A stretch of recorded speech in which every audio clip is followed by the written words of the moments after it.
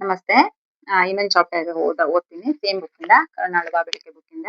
ಆ ಚಾಪ್ಟರ್ ಹೆಸರು ಆನೆಯ ಕಾಲಿನ ಸರಪಳಿ ಅಂತ. ಓಕೆ ನೋಡೋಣ. ಒಬ್ರು ತಂದೆ ಮಕ್ಳು ಇರ್ತಾರೆ.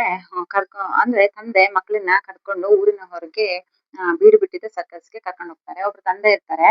ಅವ್ರ ಮಕ್ಕಳು ತುಂಬಾ ದಿವಸದಿಂದ ಕೇಳ್ತಾ ಇದ್ದಾರೆ, ಅಪ್ಪ ಸರ್ಕಸ್ಗೆ ಕರ್ಕೊಂಡು ಹೋಗಿ ಅಂತ ಹೇಳಿ. ಅವ್ರು ಊರ್ ಹೊರಗೆ ಬೀಡು ಬಿಟ್ಟಿದ್ದ ಒಂದ್ ಸರ್ಕಸ್ಗೆ ಆ ಅಪ್ಪ ಮಕ್ಳನ್ನ ಕರ್ಕೊಂಡು ಹೋಗ್ತಾರೆ. ಆ ಮಕ್ಳಿಗೆ ಸಂಭ್ರಮವೋ ಸಂಭ್ರಮ, ತುಂಬಾ ಖುಷಿ ಆಗಿರುತ್ತೆ ಸರ್ಕಸ್ಸಿಗೆ ಹೋಗ್ತಾ ಇದೀವಿ ಅಂತ. ಅವರು ಕಣ್ಣರಳಿಸಿ ನೋಡ್ತಾ ಇದ್ರು. ಅದೆಷ್ಟು ದೊಡ್ಡದಾದ ಸರ್ಕಸ್ ಅಂದ್ರೆ ಬಣ್ಣ ಬಣ್ಣದ ಧ್ವಜಗಳು ಎಲ್ಲೆಡೆ ಹಾರಾಡ್ತಾ ಇದ್ವು. ಬೇರೆ ಎಲ್ಲ ಹೊರಗೆಲ್ಲ ದೊಡ್ಡ ದೊಡ್ಡ ಚಿತ್ರಗಳು. ಒಳಗೆ ಹೋಗಿ ನೋಡಿದರೆ ಅದೊಂದು ಬೇರೆ ಪ್ರಪಂಚವೇ ಆಗಿತ್ತು. ಅಷ್ಟು ಸೂಪರ್ ಆಗಿತ್ತು ಇದು ಏನು ಸರ್ಕಸ್. ಆಮೇಲೆ ಮಧ್ಯದಲ್ಲಿ ವೃತ್ತಾಕಾರದ ಮೈದಾನ, ಅದರ ಸುತ್ತಲೂ ಜನರಿಗೆ ಕೂಡಲು ವ್ಯವಸ್ಥೆ, ಮುಂದೆ ಇರುವುದು ವಿಶೇಷ ಆಸನಗಳು, ಹಿಂದೆ ಗ್ಯಾಲರಿಗಳು, ಜನರಿಂದ ಪೂರ್ತಿಯಾಗಿ ತುಂಬಿಕೊಂಡಿತ್ತು. ಆ ಮಧ್ಯದಲ್ಲಿ ಆ ಸರ್ಕಲ್ ಇದು ಸರ್ಕಸ್ ಮಾಡಕ್ಕೆ ಸುತ್ತ ಜನ ಕೂರಕ್ಕೆ ಕೂರಕ್ಕೆ ಆಸನಗಳು ಹಾಕಿರ್ತಾರೆ. ಹಿರಿಯರು ಅವರನ್ನು ನಿಯಂತ್ರಿಸಲು ಇನ್ನು ಜೋರಾಗಿ ಕೂಗುತ್ತಿದ್ದಾರೆ. ಹಿಂದೆ ಅಬ್ಬರದ ಸಂಗೀತ ವಾದ್ಯ ಕೇಳ್ತಾ ಇರುತ್ತೆ. ಆಮೇಲೆ ಜೋರಾಗಿ ಕಹಳೆಯ ಸದ್ದು ಮೊಳಗಿತು. ಕಾರ್ಯಕ್ರಮ ಪ್ರಾರಂಭವಾಯಿತು. ಒಂದಾದ ಮೇಲೆ ಒಂದರಂತೆ ಅದ್ಭುತ ಪ್ರದರ್ಶನಗಳು ಶುರು ಆದ್ವು. ಮಕ್ಕಳು ಬಾಯಿ ತೆರ್ಕೊಂಡು ಹೆಂಗ್ ಕೂತಿದ್ರು ಹಾಗೆ ನೋಡ್ತಾ ಇದ್ದಾರೆ.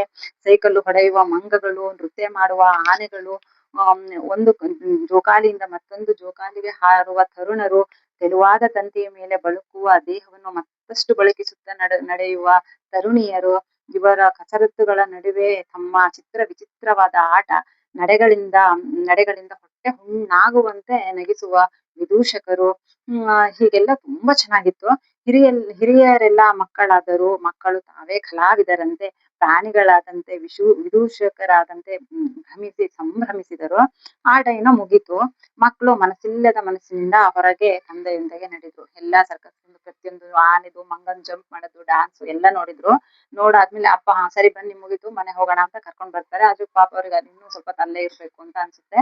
ಆಗ ಬೇಜಾರ್ ಮಾಡ್ಕೊಂಡು ಅಪ್ಪನ ಜೊತೆ ಹೊರಗೆ ಆಚೆ ಬರ್ತಾರೆ. ಬಂದ ತಕ್ಷಣ ಬೇರೆ ಬಾಗಿಲಿನಿಂದ ಹೊರಗೆ ಬರುವಾಗ ಅಲ್ಲಿದ್ದ ಪ್ರಾಣಿಗಳ ಬೋನುಗಳನ್ನು ಕಂಡ್ರು. ಅಲ್ಲಿ ಪ್ರಾಣಿಗಳು ಕಟ್ಟಾಕ್ತಿರ್ತಾರಲ್ವಾ, ಬೋನ್ಗಳ ಕೂಡಾಕಿರ್ತಾರೆ. ಅದನ್ನ ನೋಡ್ತಾರೆ. ಒಳಗೆ ಹಾರಾಡುತ್ತಿದ್ದ ಪ್ರಾಣಿಗಳು ಇಲ್ಲಿ ಇಕ್ಕಟ್ಟಾದ ಪಂಜರಗಳಲ್ಲಿ ಕುಳಿತಿದ್ದನ್ನು ಕಂಡು ದುಃಖವಾಯಿತು. ಎಲ್ಲಾ ಪ್ರಾಣಿಗಳು ಇಕ್ಕಿಕ್ಕಟ್ಟು ಸಣ್ಣ ಸಣ್ಣ ಪಂಜರಗಳ ಕೂಡ ಹಾಕಿರ್ತಾರೆ. ಮಂಗಗಳನ್ನ ಮತ್ತೆ ಬರ್ಡ್ಸ್ ನ ಎಲ್ಲವನ್ನೂ ಸಣ್ಣ ಸಣ್ಣ ಪಂಜರಗಳ ಕೂಡ ಹಾಕಿರ್ತಾರೆ. ಅದನ್ನ ನೋಡಿ ಮಕ್ಳಿಗೆ ತುಂಬಾ ಬೇಜಾರಾಗುತ್ತೆ. ಆಮೇಲೆ ಇನ್ನು ಮುಂದೆ ಬಂದಾಗ ಅಲ್ಲಿ 4-5 ಆನೆಗಳಿರ್ತವೆ, ಹುಲ್ ತಿಂತಾ ನಿಂತಿರ್ತವೆ. ಒಬ್ಬ ಹುಡುಗ ಗಮನಿಸಿದ, ಪ್ರತಿಯೊಂದು ಆನೆಯ ಹಿಂದಿನ ಒಂದು ಕಾಲಿಗೆ ಒಂದು ಸರಪಳಿ ಕಟ್ಟಿದ್ದಾರೆ. ಅದರ ಇನ್ನೊಂದು ತುದಿಯನ್ನು ನೆಲಕ್ಕೆ ಬಡಿದ ಗೂಟಕ್ಕೆ ಬಿಗಿದಿರುತ್ತಾರೆ. ನಾವೆಲ್ಲರೂ ನೋಡಿದೀವಲ್ವಾ, ಆನೆಯನ್ನು ಕಟ್ಟೋದು ಗೂಟಕ್ಕೆ ಕಟ್ಟಾಕ್ತಾರೆ, ಕಾಲಿಗೆ ಇದು ಕಬ್ಬಿಣ ಸರಪಳಿ ಹಾಕಿ. ಹುಡುಗ ಆಶ್ಚರ್ಯದಿಂದ ತಂದೆಯನ್ನು ಕೇಳ್ದ, ಅಪ್ಪ, ಇಷ್ಟು ದೊಡ್ಡ ಆನೆಯನ್ನು ಒಂದು ಸಣ್ಣ ಗೂಟಕ್ಕೆ ಬಿಗಿದಿದ್ದಾರೆ, ಆ ಗೂಟ ಅಷ್ಟು ಗಟ್ಟಿಯಾಗಿದೆಯೇ ಅಂತ ಕೇಳ್ತಾನೆ.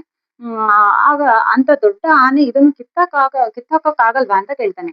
ಆ ಹುಡುಗ ಒಂದ್ ತಲೆ ನೋಡಿ ಎಷ್ಟು ಆ ಹುಡುಗಕ್ಕೆ ಒಂದು ಡೌಟ್ ಬರುತ್ತೆ. ಅಪ್ಪ, ಆನೆ ನೋಡಿದ್ರೆ ಅಷ್ಟು ದೊಡ್ಡಕ್ಕಿದೆ, ಅದು ಕಾಲಿಗೆ ಸರಪಳಿ ಕಟ್ ಹಾಕಿದಾರಲ್ವಾ, ಅದು ನೋಡಿದ್ರೆ ಸಣ್ಣ ಇದೆ. ಆ ಆನೆ ಅಷ್ಟು ದೊಡ್ಡದಿದೆ, ಅದನ್ನ ಕಿತ್ತಾಕಕ್ ಆಗಲ್ವಾ ಅದಕ್ಕೆ ಚೈನನ್ನ ಅಂತ ಕೇಳ್ತಾನೆ ಅವನು. ಆಗ ಅವ್ರ ತಂದೆ ಹೇಳ್ತಾರೆ, ಆ ಸಣ್ಣ ಗೂಟ ಆನೆಯನ್ನು ಹೇಗೆ ತಡೆದೀತು? ಆನೆ ತನ್ನ ಶಕ್ತಿಯಿಂದ ಎಳೆದು ಇಡೀ ಡೇರೆಯನ್ನು ಕೆಳಗೆ ಎಳೆದು ಬಿಡಬಹುದು. ಹಾಗಾದರೆ ಅದನ್ನು ಕಿತ್ತುಕೊಂಡು ಯಾಕೆ ಆನೆ ಹೋಗ್ತಾ ಇಲ್ಲ ಅಂತ ಹುಡುಗ ಮತ್ತೆ ಕೇಳ್ತಾನೆ. ತಂದೆ ನಕ್ಕು ಹೇಳಿದ್ರು, ಮಗು, ಆನೆಗೆ ತನ್ನ ಶಕ್ತಿ ಗೊತ್ತಿಲ್ಲ ಅಷ್ಟೇ. ಅದು ಸಣ್ಣ ಮರಿ ಇದ್ದಾಗ ಹಾಗೆ ಸರಪಳಿ ಕಟ್ಟಿ ಒಂದು ಗೂಟಕ್ಕೆ ಬಿಡ್ತಿದ್ರು.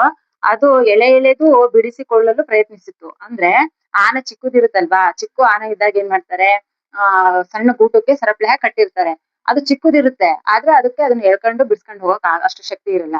ತುಂಬಾ ಸರಿ ಟ್ರೈ ಮಾಡಿರುತ್ತೆ ಆ ಚೈನಿಂದ ಬಿಡಿಸ್ಕೋಬೇಕು ಅಂತ ಹೇಳಿ, ತಪ್ಪಿಸ್ಕೋಬೇಕು ಅಂತ ಎಷ್ಟು ಸರಿ ಟ್ರೈ ಮಾಡಿರುತ್ತೆ, ಅದ್ ಬಂದಿರಲ್ಲ.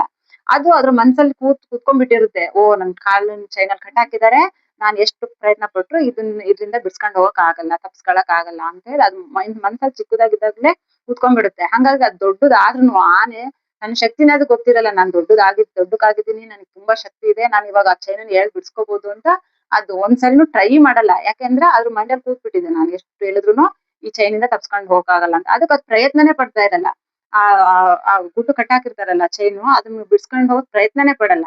ಯಾಕೆಂದ್ರೆ ಅದು ಚಿಕ್ಕದಾಗಿದ್ದಾಗ್ಲೇ ಅದ್ರ ಮನ್ಸಲ್ಲಿ ಕೂತ್ ಬಿಟ್ಟಿರುತ್ತೆ. ಅದನ್ನೇ ಹೇಳ್ತಾ ಇದಾರೆ ಅವರಪ್ಪ. ಕ್ರಮೇಣ ಕಾಲಿಗೆ ಸರಪಳಿ ಕಟ್ಟಿದ್ರೆ